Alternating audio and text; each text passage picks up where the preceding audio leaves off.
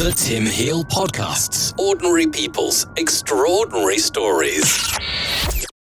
Welcome to the Tim Heale Podcast. In this episode, I'm going to have a chat with Maryann. Maryann's going to tell us all about her life. So, Maryann, if you could tell me where and when you were born, and if you could describe what it was like where you grew up, the schools you went to, and the education that you received. Great. Thank you for having me, Tim. Well, I was born in... Thank you. It's great to be here. I was born in Albany, Oregon, in the United States of America. And very young age, then I moved to Tucson, Arizona. So Arizona is a state on the West Coast, down south. And what I remember about my childhood there was how hot it was. It was so hot that I remember putting seatbelts on and burning my fingers and just trying to not touch the metal as much as possible. I remember trying to actually fry an egg on the sidewalk. I had heard that that was possible. So I went to my mom's fridge, got the egg out and tried it. I don't remember eating it, but I do remember there was some sizzling. Yeah. And I would ride. It did work then. Yeah, I guess it did. I could have eaten it. Probably easier to do it on a bonnet of a car, but I don't think they'd appreciate that somehow. But it would work. It would work. It was very warm. Let's see what else. I went to elementary school. I think it was only less than a mile away, but in my childhood memory, it was so far. And I walked both ways and I would roller skate sometimes. I loved roller skating as a child. Was it uphill both ways? There was a pretty decent hill. I tease my kids about that, but no, there was a downhill on the other side. But I went back to it and the hill was much smaller than I remembered it. And I also played. Go ahead. I guess you only had little legs back then. I know, everything was smaller, so the hill was bigger. The halls in the school I remember were much bigger than when I went back and visited. And I thought, oh, these aren't that tall at all. But back then they were huge hallways. And let's see, I played cello in the 4th grade, and I remember carrying the cello to school also. And my mom's like, oh, we were so horrible parents to have you walk. But at the time, it wasn't that. But I would stick it on my toe. There was a little metal thing at the end to kind of hold the cello in place as you're playing. I would stick that on the shoe of on my toe, and I would just pick up the cello as I walked every step to school, that whatever it was, 3/4 of a mile. So then from there, I moved back to where my parents more called home. That was back to Oregon. And just over the border, Vancouver, Washington, and Portland, Oregon, I graduated from Portland Christian High School there. I think some highlights there were sports. I was all about sports. Yes. You're racing ahead slightly. So let's just take you back to Tucson. Okay. Tucson, Arizona. Let's explore what Tucson was about. What was the house that you lived in? I mean, did you at that time did you have air conditioning and we had, I remember, a swamp cooler. It made a lot of noise, but I lived in the pool. We had a swimming pool out back. It wasn't a big pool, but that's where I lived in the summers. I was just a fish swimming around in the pool all summer long as I could. We'd churn ice cream out in the backyard on I can't even remember how I did it, rock salt or something. And I'd churn the ice cream and swim. It was great. It was a really fun place. So what's a swamp cooler? How does that work? Are you going to ask me to describe the logistics of a swamp cooler? I'm not actually sure. I was a little kid. There was, let's see, air went over. Oh, someone's going to listen to this and actually know how the swamp cooler works and be very disappointed in me. I can't tell you a whole lot. I know that it went over some cooling mechanism and cool air came out. But as a little kid, all I remember is my mom saying, "That's swamp cooler." It was so loud. That's all I remember about it. So I grew up with 2 older brothers. So it didn't need any heating then? No, I don't think we ever needed heating there. It was great in the winters, beautiful winters. And as long as I was in the pool in the summers, it was great. And it got me ready. Later in my story, you'll hear I lived in Saudi Arabia for a long time. And it just got me ready for that. It was very similar. I'm looking forward to that bit. Anyway, So what age were you when you moved back to Oregon? I was, going into 6th grade in the United States. That's about 12 years old. So 10 years down in Arizona as a kid. All my kind of formative young elementary years were in the heat of Arizona. And Oh, then, let's just have a look at the elementary then, because we've sort of skipped over that a little bit. We're just diving ahead of okay. ourselves slightly. So, elementary school. What was your worst subject? Hmm. What was the one you least liked going in? I loved school. I loved so much of school that's a hard question because I don't remember thinking, "Oh, I hate this one." I love Well, reading, loved reading. you don't have to hate something. You just it it wasn't your Hmm. favourite. Okay, probably science wasn't my favorite.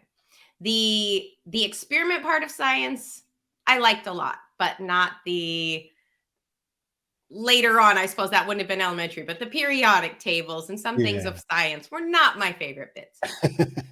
Fair Yes. one. So what was your favourite bit? I What did did you love enjoy the reading. most? Loved reading and writing. That is still carried on, but yeah, I would when I wasn't carrying the cello or roller skating, I was basically reading my way all the way to school and back. So, I love to Alright. read, love stories, love creating stories. I also How love many hearing times stories of people. So that was we call it social studies. I don't know if all the terms yeah, are the same, but yeah, the I guess stories of we had people and social history. studies, yeah. Mhm. So how many times did you trip over on the way to school reading? I had bruised up knees quite a bit, I'd say. I was a bit of a tomboy. I love sports and I loved all that. But yeah, I tripped here and there, I'm sure. Yeah, 'cause I mean, when you got your head in a book and you're trying to walk along, it's not a clever thing to do, you know? See, it wasn't that clever. I'm reading, but it wasn't that clever. So, So, sports then. What sort of oh yes. sports did you do in your elementary school?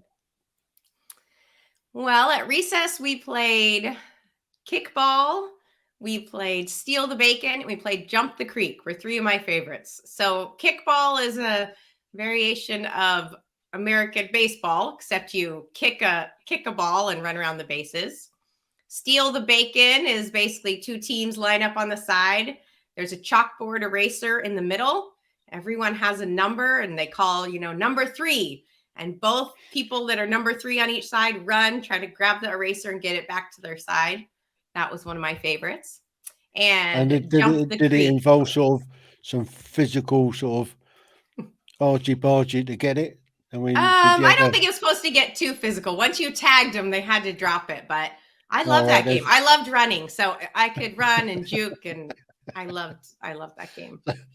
so there was no gouging and punching and I don't kicking and remember. biting then? No, it didn't get like that. This was at school. If it was after hours, maybe, but no, Well, it I was mean, pretty. It was pretty tame in that way that I remember. Maybe the boys did. And then fair my enough. last favorite one was jump the creek, and that was they would take two jump ropes and they would start them Yep, just a small distance apart, and you would jump over the two jump ropes, jump the creek, and then yep. the creek would get wider and wider and wider, and you would just run and jump. So I was very active as a kid. I still, people tell me I have a lot of energy to this day, and that started as a kid. I loved to be doing active things, going, running, jumping, playing all day, all afternoon, as long as I could. Brilliant. So, did you play any sort of proper sports? I mean, we on the American football team, or I don't think girls play American football, do they? Not there's a few that are Yeah, kickers these days, but not yeah, as much. I think they're getting into it more. But no, I didn't play American football. I started kind of my formal sports. I was on swim team and gymnastics and things at young ages, but formal sports started a little bit more around 10, 11, 12 years old. And I played about every sport on a team I could. So I played volleyball was my favorite, basketball, track, softball, gymnastics, soccer, which is football. Now that you yeah. did you mean American football or did you mean the rest of the world football when you asked if I played football? No football. I mean American football. American football. Okay, Um, because I played the I rest of mean, the world football, yeah, soccer. I mean, soccer. Did you Mhm. play any rugby? No, but my son just started this year. He's 21 and it is so exciting. I love it. In Yeah. fact, I'm going to the rugby nationals tournament in 3 days. I'm flying back. His team is playing. So I didn't get to, but now I'm Wow. experiencing rugby. It's very exciting. So were you a Well, you know rugby the player? difference. Yeah, I played Yeah. played rugby most of my life. I played my last game when I was 56 Wow. at scrum That's half. intense. So it's Yes. been a lot of fun. I mean, I started to slow down a bit. I didn't have a particularly good number 8 that let them through and scragged me a few times. That took the fun out of it. But there's a Yeah. big difference between rugby and soccer. I mean, Oh, yeah. this is one thing to bear in mind. So soccer, you've got 22 players running around for 90 minutes pretending that they're injured. In rugby, you've got 30 Mhm. players running around for 80 minutes pretending they're not. I saw where that one was going because they are injured every time my son. It's a hard sport to be a mom, because he's pretty Yeah, much been bloodied, bruised every time. I'm like, okay, good job, way to go. Nothing yeah, serious, great, keep going. So yeah. A bit yeah, of blood's it's nothing. true. Yeah, I think he's So learning that and I'm learning that. So yeah, I mean, rugby is a great game. It really is. hmm It's fast moving and hmm there's a lot of skill and it's all inclusive. mm. I mean, you look at a soccer team and they're all skinny little runts, and you look at a rugby hmm team and they're all sizes and shapes. Yeah, it's true. Yeah, we're brand new at it because he was in other sports and kind of got wooed over to the rugby team. So they're actually playing sevens. It's the sevens nationals, and then 15s are later Oh, in the year. So yeah. it's a quick, So, smaller field from what I've seen so no, far. no, But it's the same size field as a full size 15, people in the field, I should say. but Yeah, but you're kind of running around an awful lot more. I mean, yeah. I did a bit of sevens in my earlier days, but I couldn't Mm. have couldn't He's a sprinter, so concentrate. I think it might cater to Yeah, him a bit because once he can break the line, he's gone. So yeah. Once yeah. you got a bit more space, and you have to be. hmm I think with sevens, you have to be a little bit more on the ball. You have to keep an eye on your opponents, and you have to be a bit quicker. And hmm that's the key. I mean, you have to be fairly quick for Yeah. sevens. So he When you came play, over from track, so he was yeah, yeah, he's when you're having playing fun, so 15s, it's not quite so mhm, because you've got everybody else that spreads out and mhm. helps you out a bit. It's fun though watching and I'm just trying to learn terms, which you know them all, but when they lift the Yeah, guys up for the catch and they get in the yeah, scrum and it's very, yeah, it's interesting. I'm like, now why are they doing that? Why are they leaning over that? Why is he mm, protecting? So I've learned a lot. I love new yeah, sports, I have to say. It's I keep saying that I need a new sport in retirement. So I keep holding off on golf because I want a new sport someday. I don't want to have mm. used all the sports up. So I kind of joke, I tease like I'm not golfing yet. That's going to be a new sport in retirement because I want to have a new sport still. So See, the thing with for the thing with golf is that it spoils a good walk, don't tell my brother that. Oh, you need and you him have on to, your podcast. You could talk about golf all yeah. day. He'll convince you. Well, I used to play a lot of golf years Yeah. ago. I used to play off a 6 handicap, um, and yeah, you have good days and you have bad days. And the bad Mm-hmm. days, you spend a lot of time cussing at the ball because it wasn't going to do what you wanted it to do or go where you wanted to go. Yeah. Mm-hmm. Yeah. So, How about triathlons? You ever done a triathlon? no, I've done a marathon, Oh, very good. Me too. I've done and one. yeah, I shan't be doing another one. I got into triathlons though. Okay, that can be your new sport. It's not as hard on the Triathlon. body because you swim and then you Yeah, bike and then yeah, you run. But you can do yeah, shorter ones and it's easier on the body because you're switching up the discipline. So yeah. that's actually But my favorite sport these days. running around in your skimpies, I mean, it's a bit no wet skimpies No, at that. When not you for you. come out the Oggin and you've got to jump on a bike all wet and then you Yep. start sweating, so you're staying wet, and then you got nah, it's not Yeah. my Yeah, game. you've got it. That's how it is. Yeah, I know it's funny, isn't it? The things we do for fun. I mean, really, I think about know. rugby, right?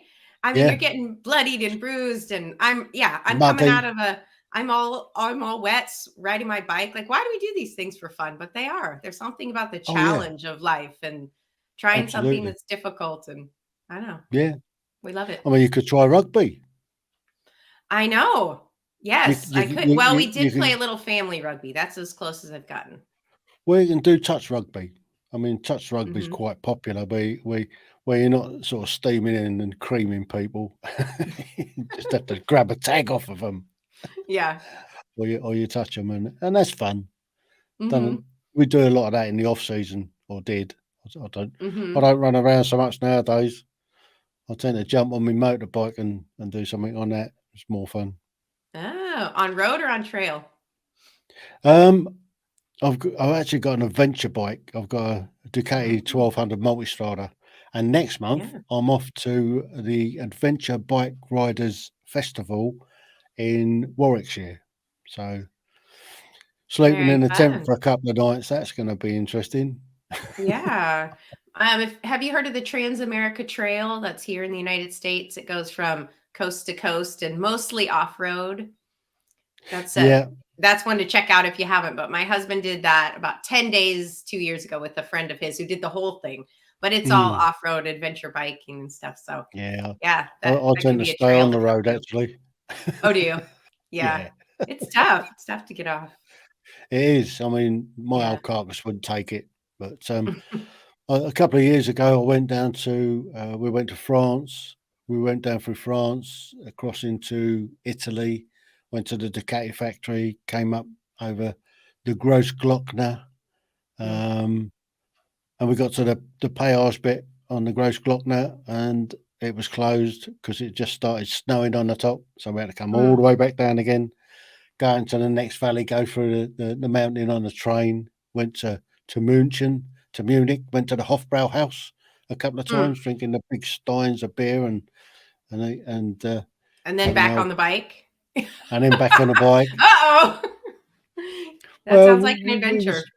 we were stopping in a hotel, Yeah, and that's then we good. went to Colditz Castle, and I spent a Mm. couple of nights in Colditz Castle. Managed to escape. Do you know about Colditz? No. Colditz Castle was a prisoner of war camp during the war, and it's Oh, where they wow. put all the prolific escapers. Hmm. I don't think they had any Americans in there, but there were certainly British, Poles, Czechs, Hmm. um, French, and there was a few home runs. Germans thought they could keep them, but they didn't. Hmm. So How yeah, was that to sleep in there for a night? Was that it was great. I mean, experience? it's Yeah. it's kind of they turned it into a youth hostel now, Okay. but it was Huh. good fun, and do Yeah. the tour of the castle, showing you Mm. all the escape routes that they did, and the Hmm. glider that they built. They built a replica of the glider that they were going to try and escape with, and Wow. yeah, that was fun. Yeah. Anyway, Unique. we've dived off the beaten track Hmm. slightly, so let's move things on a bit. Let's Oregon junior high. Oregon. Yeah. Okay, so junior high years. I ran for student body president the first year I moved back and I did not win. That was a little bit sad, but I was proud of myself. I went for it, a new student in the school. So I got to know a lot of people that way. I like to Hmm. get to know people even at that age. It's kind of, I guess that's something that that's my personality is just kind of jump all in. And Yeah. so I went for that. Let's see. What else in junior high? Sports were a big part of my life. Church was a big part of my life. I had a youth group at church. I actually grew up a pastor's daughter. So my dad's a pastor. So I was in church from a Ah, few days old, so but you're the a big vicar's part of my youth daughter, group. are you? Yes, we don't, I know that term. That's not what we call it, but same. Yes, I'm the vicar's daughter. So sometimes we get a bad rap, but yes, I loved being in church. My youth group was really Yeah. important to me and really involved there doing a lot of things. So yeah, then I went, so our middle school, junior high here, it was just 2 years. So I ended Mm. up in 2 years, and then officially in high school. It all depended on what school you were in and how much room they had, basically what grade went where. Yeah. So let's see, my first 2 years of high school I was in public school, so basically kind of the American system of Yeah. school. And then I decided, I had talked to a friend at my church actually, and I wasn't real thrilled with the sports program. It was a good program, high level, but just wasn't, the coach I had just wasn't, it wasn't fun. There was a lot of just like negativity, I'll say it that way. And I was Yeah. talking to my friend, she was talking about their volleyball team and basketball team and how fun it was. And so I just thought, you know what? That's where I want to be. So I moved over to a Christian school my last 2 years of high school. And that was a great move. I still have some of my best friends are from those 2 years. I actually met my husband there, although we didn't get together till years later, but I met him there. I knew his family from that school. Had a really fun time with sports and choir. Our choir program won the state tournament. So that was a good move for me. It was a little bit out of the ordinary to switch high schools and try it out, but it was good. It was what I, you need to be where you kind of want, Where feel you more fit comfortable in. and where it Yeah. fits. Yeah. So the choir down. What were you? Were you a soprano? Were you a baritone? I'm an alto. Alto. Alto. So the lower of the women's voices. Yeah. I could never get those high notes, but I like to do some harmony in the middle. And so, Yeah. we had a really, really good choir director, but he was one, how do I say? I don't really think his goal was to make girls cry, but it sure happened a lot. And my whole goal was not to cry. So I never cried because he was pretty direct. If you weren't getting your part right, if you weren't on where you were supposed to be, he'd call people out. And so my whole goal was, okay, I'll take it, but not crack. But I had friends and they're crying. I'm like, but it was still a really great place. And we sure did a good job as the choir. We won everything. So Brilliant. So trap it on a little bit. What was your favourite subject in your last 2 years? Well, besides PE, I always loved PE. That was fun. I would still say it stayed the same. I was still into reading, writing, and social studies. So my language arts and social studies, I think, were pretty much my favorite. I did love my choir. I was also in an ensemble class. Yeah, those were pretty much the ones that I still loved the most. So I like to write. I had a little, it's kind of interesting that I have become a writer because I always enjoyed it. And I thought of myself as I love to tell stories, although I knew I'm not the kind of storyteller that can just write a flowery kind of descriptive piece. Even in high school, I knew that. Like I didn't even enjoy reading kind of the paragraph that just goes on and on describing someone's hat.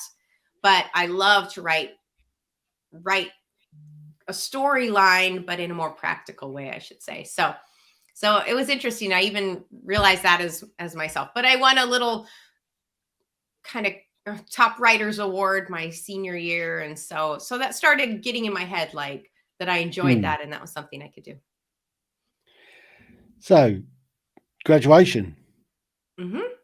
Did you graduate with honours, or did you just sort of scrape through with enough points to move on somewhere?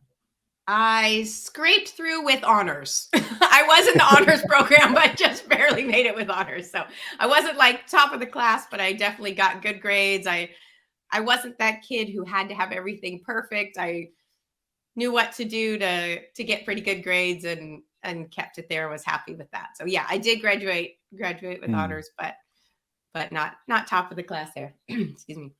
So yeah, I felt good with that. So what did you do after you graduated? Did you did you go to that prom? We did not have prom at a Christian school. We had a banquet. Oh, Excuse me. So a banquet is very similar, but Tim, I'm getting a little tickle in my throat. I might have to have a drink of water. Pause for just a moment. You have a drink of water, and I'll have a drink of Adam's ale.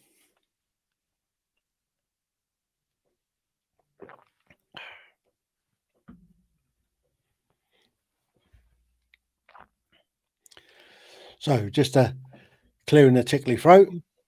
All right, I apologize. I had a little cough going, but hopefully I'll be okay. So banquets, very similar to a prom without the dancing, because, at a Christian school, dancing could be frowned upon. So we didn't do that side of it, but we ate a I dinner suppose and we all dressed up and it was fabulous. So. that involves a bit of fraternisation with the opposite sex. Oh, excuse me. Can't be having that. Yes. So we did that. Let's see. After. Did you go out to work or did you to go off to college? Sorry, I'm trying to keep that down. So after I graduated, that summer I went and I worked at a camp. Oh, we might have to pause just a second again, Tim. I'm so sorry. Yeah, no dramas there. It happens sometimes that you get dry, and I suppose it's very dry and you're used to the desert and all that dust in the desert that dries your throat out all the time. Oh, I was coughing the last few days, but I thought I was feeling better. So I think all the talking. Oh, I hope you So I ain't got worked in COVID. no, I took a test actually to make sure. No, All right, stayed away. because I'm not going to get a virus down through the internet. I know. Don't touch the screen, just, in case. So I worked at a camp this summer right after I graduated. So I left home. I went and worked as a camp counselor. So I had kids in my cabin all summer long, and it was a great experience. I was exhausted. I remember just being wiped out from late nights, early mornings, cold showers. It was a fun experience. I counted at one point the mosquito bites on my arms, and I had over 100 mosquito bites just on my arms. So that tells something. It was quite a big adventure, but that's how I spent my first 2.5 months after high school. So what was left of you? What did you do? Where did you go? So I went first to just not far from home, about 15 minutes from home, to a school called Multnomah Bible College it was at the time. And I knew I wanted to become a teacher, actually. So that was my goal. But I went to this college to get, it was basically a year of Bible training. And then with the plan that then from there, I would go and continue my teaching education. So I went there just close to home, 15 minutes away that first year. Then I transferred down to another school. It's now called Corbin University, and it's in Salem, Oregon. So that was about an hour from my home. So I just kind of have slowly moved away farther and farther throughout my life. I went about 15 minutes, an hour, and I'll come back to college. But after that, I moved to California. From there, I moved to Nairobi, Kenya. From there, I moved to Saudi Arabia, South Korea, and then I came back around the globe, and now I live back in Oregon. But so let's just explore one little thing. You mentioned Salem. Is that the Salem? Is that the? Are you thinking of the Salem witch trials? That's the one. No, that's on the East Coast. That's Massachusetts. Salem, Massachusetts. So this is Salem, Oregon. So we have our own Salem on the West Coast. So you didn't kind of twin with them and burn some witches at the same time that they would know? We didn't have any of that going on in our college. Thank goodness. But fair one. But it was I love college. I said before, I loved school pretty much all the way through. I enjoyed, people look back, they say, oh, I'd never want to go back to high school, or I had great years and kind of each section of my schooling. So I really loved college. I lived in the dorm for three years, and dorm life was fun. You're with friends all the time. Yeah. As I said, I'm a very social person. I'm a high extrovert. So for me, living in a dorm was the best you could imagine. You have friends around you all day, every day. You have to work and you have to do some things and classwork and all those, but there's a lot of social time, a lot of interaction with people. And so I love that. So end of your college then, where was the first place you scarpered to? The first place I wanted to? Scarpered. And what does that word mean? I assume it means move to, or? Yeah. Where was the first place you moved to? Scarpered. All right. So after college, I actually got married the year before my last year of college, which even surprised myself. I thought I would finish college and all that, but you fall in love with the man of your dreams and you get married. So Mm. we were married at that point, and we moved to California. We lived 1 year in San Jose. We'd actually we really were both very adventurous, which ended up later in life, but we had looked at moving to Alaska. We had looked at moving to, at that point, I believe we had looked a little bit in China, and those didn't happen, but we went to California. We were there 1 year. We paid off my school loans. And then we said, okay, we're ready for the international adventure we wanted to have. So when we were in college, we both had heard about teaching at schools internationally. And my husband, Brian, is also in Yeah. teaching, or was at the time. We both started as teachers. And so we both had this idea of teaching in an international school outside of the United States. So we had that in our head and wanted to do that. Mm. So where did you go first? We moved to Nairobi, Kenya. So the east coast of Nairobi. Africa. Yes. I know where Nairobi is. I mean, Kenya is where the British Army go and train. Mhm. So they got a few bases out there. Yeah, and they there do was a their huge training. British influence when we were there. Yeah. British Well, it was desserts, the I would say, are not my favorite. Sorry. British desserts. Yes. What's I wrong with learned the about British desserts while I was there. They look beautiful, but Yeah. they don't taste What's as wrong with spotted beautiful. dick and custard? What's That's good. But some of them were disappointing. They look so fabulous, but yeah, there was a lot of British influence when we were living there. So they set a Yeah. lot of things in place really Mm. well. So that was an adventure. I mean, we went to game drives all over, drove ourselves, all over game Mhm. drives and the beaches, and hiked Mount Kenya a few different times, which is a few day trip every time. Yeah. That's where we spent. Do you remember Y2K? Did you guys also have that Yeah. term, When Y2K? when the world was going to come to an end and all Yes, the tech was going to go. exactly. Right. So we decided for Yeah. Y2K, we would go hike Mount Kenya. And then we would be at the top of a mountain when the world all fell apart. We wouldn't know it for a couple days anyway, right? So we did Yeah. that. So we summited Mount Kenya. I think it was 17,000 feet on Y2K, the morning of Y2K. And then we're like, well, if it all fell apart down below, we don't even know. So came Yeah. down and, it's all pretty normal. Yeah. Yeah. Clocks have stayed in time, and Yes. yeah, the world's just marched on. So Mhm. all the doom-mongers got it wrong again. Yes. Yeah. Yeah. So where did you go after Kenya then? So 3 years in Kenya. My oldest son was born there. And then we thought, okay, our adventure's done. We're going to come back to the States. Grandparents are saying, bring that grandson home. You need to be, come home. Yeah. And we kind of felt like, okay, we did our adventure 3 years in Kenya and we'll do that. So we came back to the United States. I was working on my master's. I wanted to become a school counselor, and we were here just a few months and just realized, I don't think this is where God has us to be. I think our international experience isn't done. So just a few months, we started looking at schools again. And that's when we went to Saudi Arabia.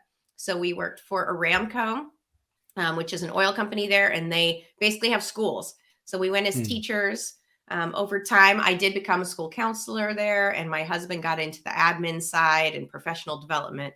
And so we were there 12 years. So that was, excuse me, a huge chunk of our kids' lives. Oh, I should say we had another born in Saudi, and we adopted 2 more from Ethiopia who came home to us in Saudi. So by the time we were done in Saudi, we were 4 kids strong, and yeah, just a great place to raise our kids, and the community there was incredible. So whereabouts in Saudi Arabia were you in relation to Riyadh? So we were on the east side. So we were right close. We were in 2 communities. One was just parallel with Bahrain. We'd go over to Bahrain, and then another one was a lot closer down to Doha, where you mentioned you were. So yeah, but the east side of both of them. So Dhahran and Udaliya. Yeah. So Dhahran is a big military base there, US base in Dhahran. Yeah. So you're pretty dry for 12 years. So yes, in many ways, very dry. Yeah. I'll bet you a cheap date to take out on the You know, beer. it's funny. I related so many things, and I told my kids this. I said, "You have a lot of the same experiences I had as a kid that I talked about growing up in Arizona. My kids just lived in the swimming pool. We had a community swimming pool, and that's where they spent so much of their childhood, just swimming and swimming. When it's 125 Fahrenheit Yeah, outside, what else are you going to do? You go, yeah, to the air conditioned you movies, or you you're at the melt. swimming pool. So yeah, so they did that, and yeah, it was a great life. Very idyllic though. Yeah, We had 40 plus nationalities that lived in a community of about 1,000 plus people. And mm, so it was awesome. My kids had friends from all over the world. We look back at their birthday parties, and there's 7 nationalities represented at a birthday party. And yeah, we love that. We love yeah. the Was it cultural eyes that they grew up with. was it pretty much a gated community that you Oh, lived yes, in? completely. In fact, Did I would forget it, but when people would come visit, my brother came to visit, and he's like, "Do you realize you have a tank we just passed by to get into your," it's all gated, tanked, it's all mm, guarded very heavily. yeah. Mhm. I guess because they still have a 1 or 2 little dramas with the Yemenis Mhm. and Somalis and that, and Yeah. there's a lot of immigrant population in Saudi Arabia, the workforce. Oh, So, yeah. Yeah. so do you have much to do with the Saudis themselves? I mean, did you speak Arabic fluently? Oh, no. We didn't speak Arabic. Our school was all in English, so it was an American curriculum school. We had tons of Saudis that lived in our community, so we would have some interaction at that. But Mm, within the school system, they weren't allowed to go to our school past kindergarten, and that wasn't our rules, but because we didn't provide Islamic training. So they had to mm, go to a school that they had Islamic training. So once the kids were in school, we didn't know as many Saudis within the school, but just in the community, yes, we knew lots of Saudis. mm. 'Cause it's a totally different experience to sort of living actually in, a community.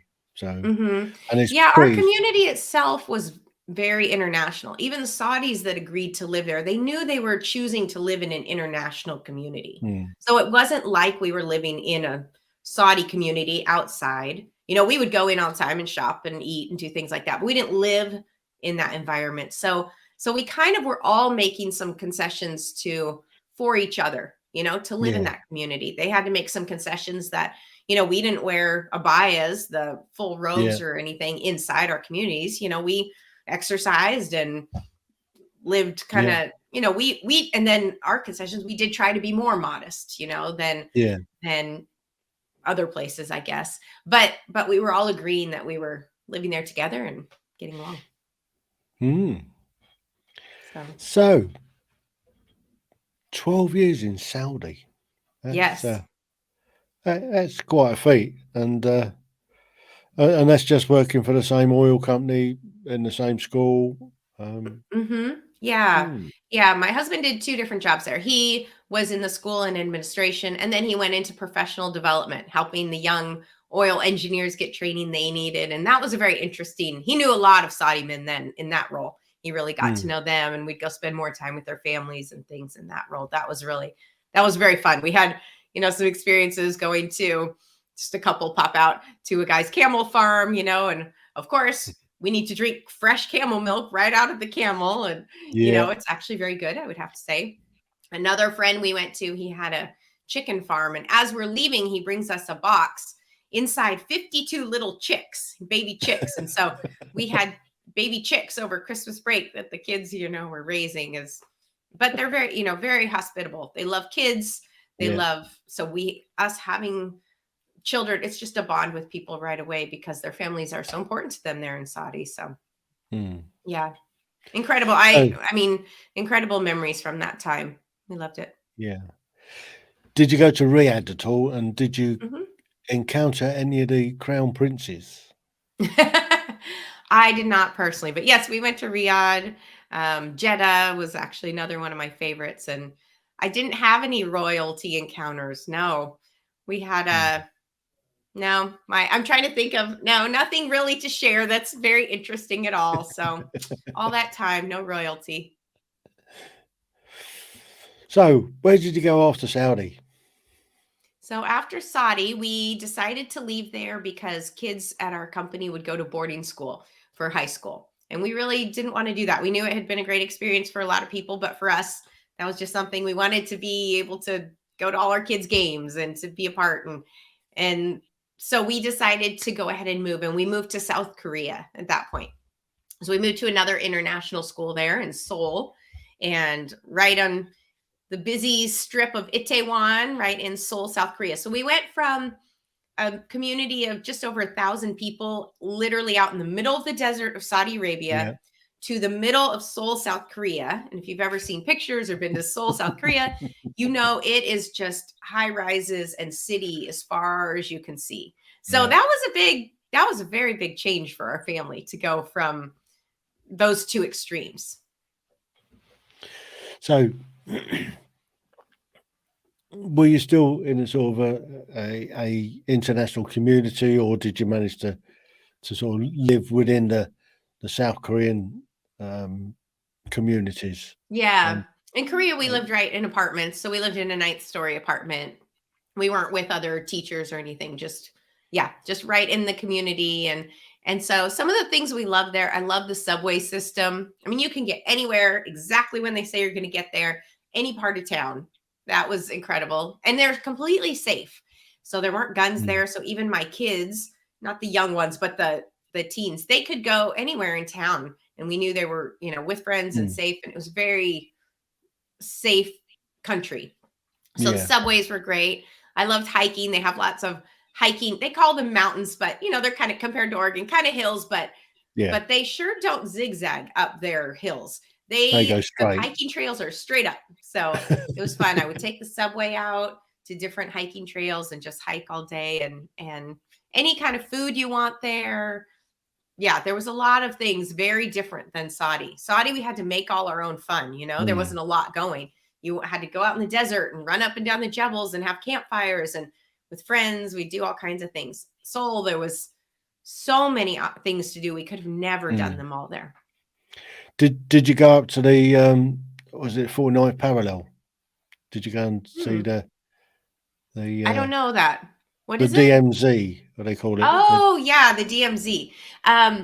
Well, yes, we drove up there a bunch of times on my husband. He had a big scooter. We'd drive up that way. And he went through that thing quite a few times, like through the actual tour you can kind of do a few times. So, yeah, it's an interesting to live that close to North Korea, but the South Koreans, they weren't too worried. It'd been a long time. They'd been living next to each other and nothing had happened. And so there wasn't a lot of worry. We figured, well, they're not worried.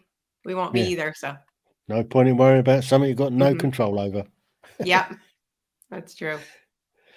So moving on then, where'd you go after South Korea? So after South Korea, the 4 kids and us, the 6 of us all decided together it was time to come back to the States. So we had some different reasons. My older son was a couple of years before university, and he really wanted to play bigger sports, be back in the States. My parents, I'm spending a lot of time helping them and being close to both sets of grandparents. So we came back to Oregon. So we've kind of made the circle around the globe and living back in Oregon now and spending a lot of family time. And yeah, it's its own, we had to come back and almost look at it like a new culture, because after being gone that long, things aren't the same. You think, oh, I'm going back to what I know, but things change. And especially, COVID, these last couple of years and all this, there's just a lot going on that you have to almost have eyes of being, new, accepting it all as you would accept a new culture and taking things in. So that's kind of how the approach I've tried to take coming back to the States this time. So it's just like moving from Saudi to South Korea. It's just like getting used to a different culture, I guess. Just coming in with eyes to try new things. And, what's it like here now? It's not, you can never pop just right back into somewhere. People think, I've worked with a lot of people transition as part of my role as a school counselor overseas. People just think, oh, I'm going back. It's going to be the same. Well, your friends have changed. They've they've moved, maybe you're even going back to the same job, but it's going to be different than it was. So you really do have to go in as a learner, not as I know how all this works, or you'll probably be disappointed. Well, I'm probably the exception to the rule there then. Because Okay.